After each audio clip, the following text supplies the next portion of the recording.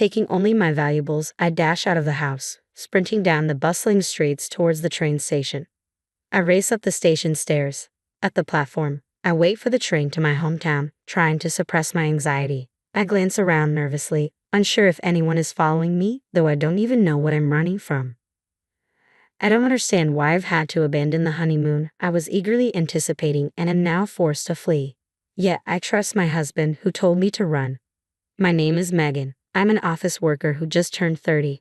Despite always feeling like a newcomer, I found myself in a position to teach others before I knew it, leading a busy life. I have a fiancé, Bob, and we're getting married next year. Bob is my colleague at work and 3 years younger. He's so mature and reliable that my colleagues often tease me, saying we can't tell who's older. He's a man who commands trust from superiors and subordinates alike and handles household chores flawlessly. I think he's an ideal partner for marriage, except for one thing. One weekend, we needed to visit my in-laws' house together. As we opened the door to the living room, we saw two women relaxing and sipping tea. "Welcome home, Bob." "Welcome back, Bobby." They greeted him with sparkling smiles, completely ignoring me. Bob sighed. "Why is Catherine here again?" he asked. "Well, Catherine is like a daughter to us, right?" his mother replied. "Right, Mom." "Oh, if I become Bobby's wife, I'll really be your daughter," Catherine chimed in. "Oh, how wonderful," Bob's mother exclaimed. Bob sighed again as my mother-in-law and Catherine started giggling and making a fuss. I felt an overwhelming urge to go home right then and there.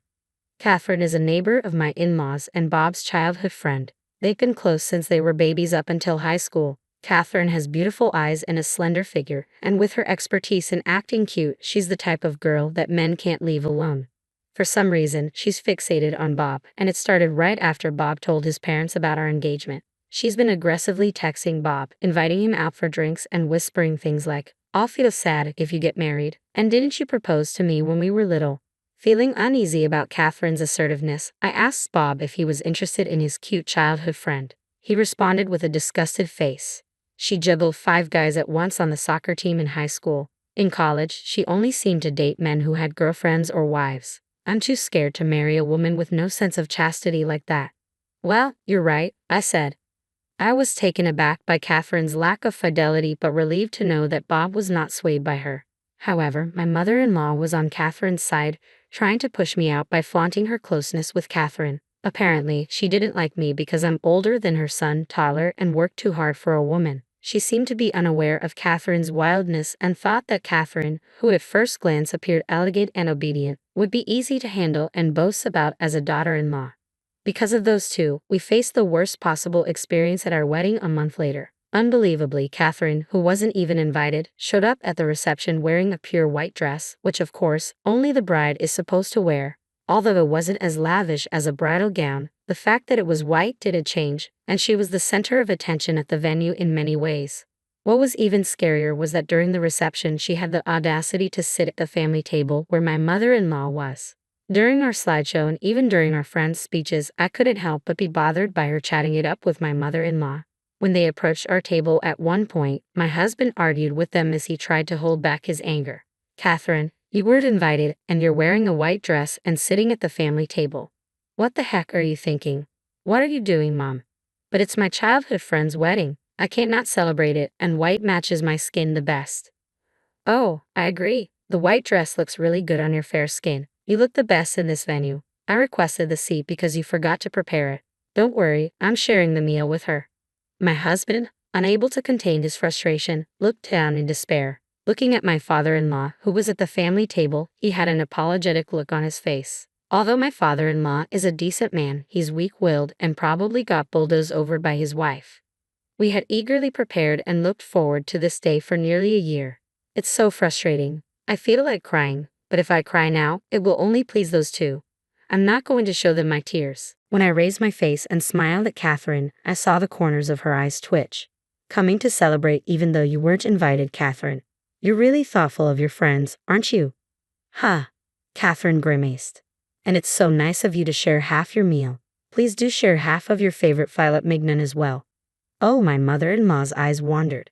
"Oh, it's almost time for me to change outfits, so please step back. I'm sorry, I'm so busy. I am the main event, after all." With that said and showing the calm smile, The attendant who was with me said, "Can we please let other people take pictures with the newlyweds?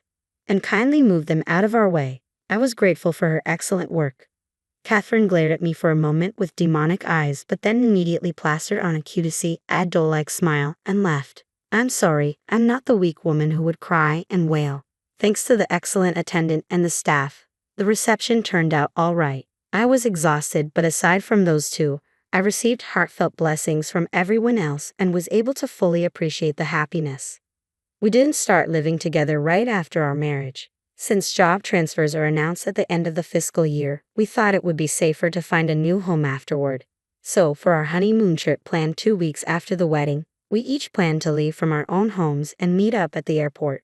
Once we start living together, there will be fewer chances for rendezvous, so I thought it would be fun to do something that feels like we're still dating. The destination for our honeymoon was Italy. My mind was filled with the idea of Italy, especially since it was my first overseas trip. I was thrilled and excited each day leading up to it. However, my excitement was about to be ruined. On the day of the honeymoon, while I nervously opened and closed the suitcase, checking that I hadn't forgotten anything, I got a call from my husband. "Hey, what's up? We're meeting up at 1 p.m., right?" "I'm sorry." "Huh?" Contrary to my easygoing self, my husband screamed in a desperate voice. "We have to cancel the honeymoon. Please don't come to the meetup spot." "What?" "Listen. Don't leave the apartment." "No, actually, leave right now and go back to your parents' home. Please." "Wait a minute, what's going on?" "I'm sorry, I'll explain later. Just leave right now." Stunned, I stared at the phone after he abruptly disconnected. I had no idea what was going on, but my good mood had suddenly vanished after hearing my husband's frantic tone. Could he possibly be involved in some sort of crime? The mere thought sent chills down my spine. With my legs about to buckle from anxiety, I forced myself to move and decided to return to my parents' home as per my husband's instructions. Naturally, my parents were in a panic. Their daughter, who was supposed to be going on her honeymoon, had come home with a pale face. Given the disgraceful behavior of my mother-in-law at our wedding, they were even more worried. Even if I wanted to explain the situation, I was at a loss because I didn't know why I was there. Then I got a call from an unknown number. I sensed something was not right. It was the police. Fearing that I was indeed involved in a crime, I pressed the answer button with bated breath. The police officer, with a much softer voice than I expected, explained why he had called. "We received a report about a couple of women screaming and banging on your apartment door. They seemed quite agitated, so we took them into custody. The older woman claims to be your mother." "What? Wait, me?" Because I had put the call on speakerphone, my mother, who was listening next to me, let out a bewildered shout. Even the police officer on the other end, hearing my mother's voice, seemed taken aback with a surprised "huh." I was dumbfounded for a moment, but I soon realized who the older woman was. It was my mother-in-law, and I assumed Catherine was with her too. I didn't know why they came to my house on the day of our honeymoon, but I was sure they were the reason my husband was panicking. Our flight was hours ago, and because of these people, our honeymoon was ruined. No Venice, no pizza, no pasta, no tiramisu, no maritazo, all of which I was looking forward to. This is awful, just awful. I'm never forgiving them. My mother was sitting right next to me. "Those people are complete strangers," I stated firmly to the police officer. I heard my mother-in-law screaming from the other end of the phone, but the officer must have sensed something as he smoothly ended the call with, "Thank you for your cooperation."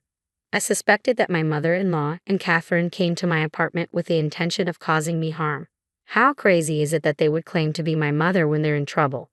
Several hours passed. My husband showed up at my parents' house late into the night. As I suspected, the ones who were held by the police were my mother-in-law and Catherine. Somehow, they found out that we were meeting at the airport and planned to stop me from going to Italy.